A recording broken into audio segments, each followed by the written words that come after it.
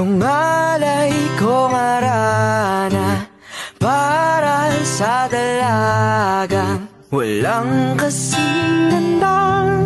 Amoy rosas ang alimoyak kung nanaisin lang. Tadhanang mapalin lang, di hahayaan mawala. Noong unang panahon, mayroong isang kaharian na tinatawag na Berbania. Ang namumuno doon ay isang hari na hinahangaan ng lahat. Dahil sa angking kahusayan, maganda ang naging pamamalakad sa Berbania. Ngunit, isang araw, nagkasakit ito.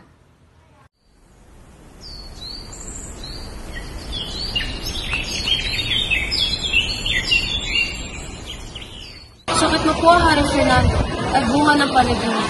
Mabigat man o maselan, ay mag-iisang kagamitan. May ibong ganda na ang pangalan ay Adarna. Pag marinig mo ang kanta, ang sakit ay giginhawa. Umalis na ang manggagamot at pinatawag naman ng hari ang tatlong magkapatid upang kausapin. Aking ama, hahanapin ko ang ibong Adarna sa bundok ng Tabor upang ikay gumaling na. Aking anak, huwag kang mag-alala. Ayokong mawalan ng anak. Mas lalo ayokong mawala ng ama! At iyon nga ang nangyari. Naglakbay si Don Pedro papuntang bundok Tabor. Ngunit sa kanyang paglalakbay, mayroon siyang nadaanang ermitanyo. O iho, gutom na ako. Maaari mo ba akong tulungan? Ito ang bakal ko para sa aking paglalakbay. Sige, kung ganoon. Lang na lang. At nagpatuloy si Don Pedro sa kanyang paglalakbay. At nang marating niya itong bundok, Natanaw ko na ang Piedras Pilatas. Napakaganda ng kapaligiran nito. Lalong-lalong na ang punong na kahoy na ito. napag-isipang magpahinga ng saglit si Don Pedro. Ngunit, sa kapagudan at sa awit ng ibong Adarna, nakatulog ito. Sa kasamaang palad, si Don Pedro mahimbing na natutulog ay napatakan at naging batong buhay sa ilalim ng Piedras Platas. Sa hindi pagbalik ni Don Pedro, nagkagulo ang buong Berbania. Kaya si Don Pedro, may pag-asa bang gumaling ang hari? Don Diego, kay tagal nang nawawala ang iyong nakakatindang kapatid. Na ikaw'y pumunta sa bundok Tabor para hanapin ang iyong kapatid at ang nakakagamot sa iyong ama. Kayang-kaya ko ito.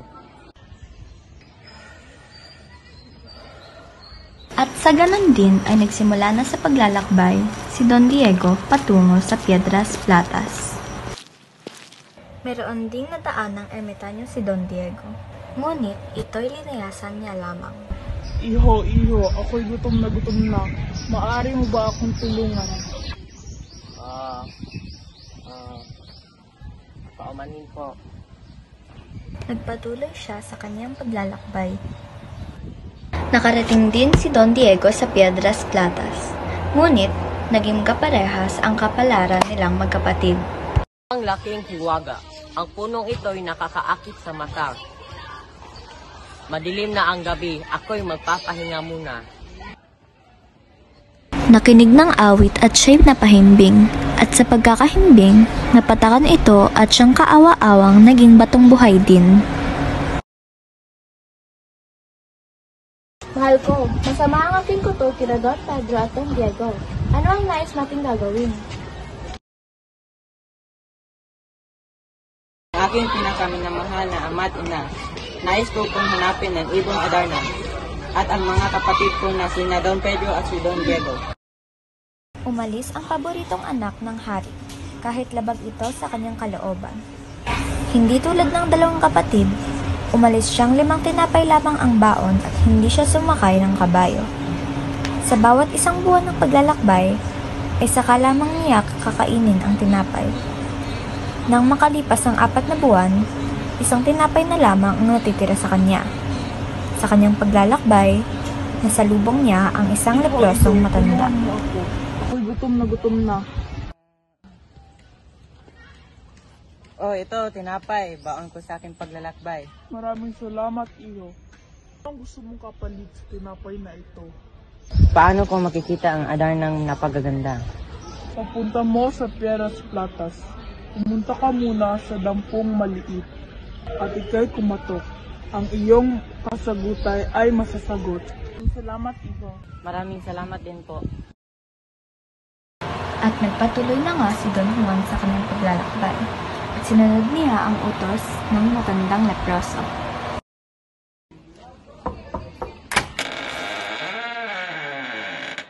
Halika, pumasok kayo.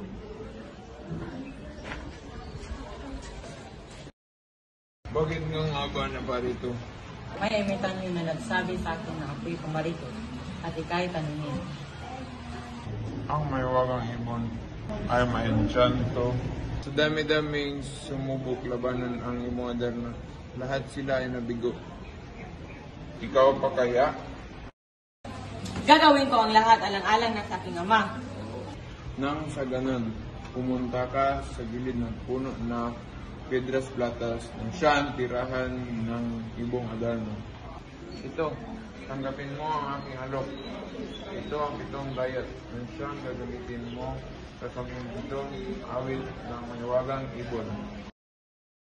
At awit ng mahiwagang ibon, hiwain mo ng laba iyong palad at magtatabako ka ng isang bayat. Ito ang gintong sintas. Gamitin mo panghuli ng ibong Adarna. Don Juan, ika'y humayo na sapagkat ganitong oras lalabas ang ibong Adarna.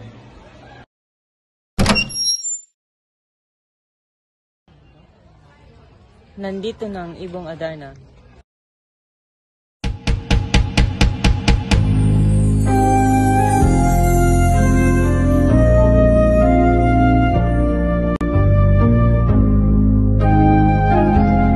Maraming salamat at tinulungan mo kami.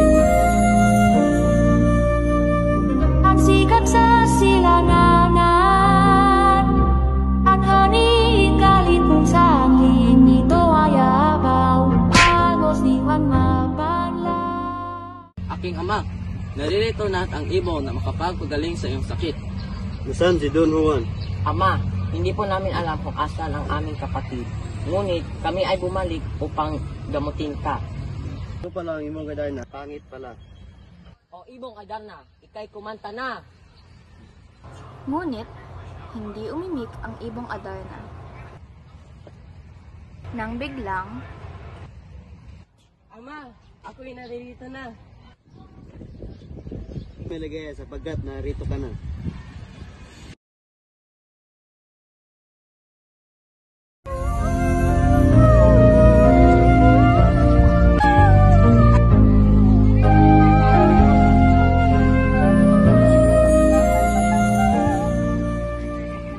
Kamusta na iyong pakiramdam? Mabuti na aking pakiramdam. nasermon na ng hari si Don Diego at si Don Pedro, ngunit pinatawad naman ito agad. Pagkatapos ay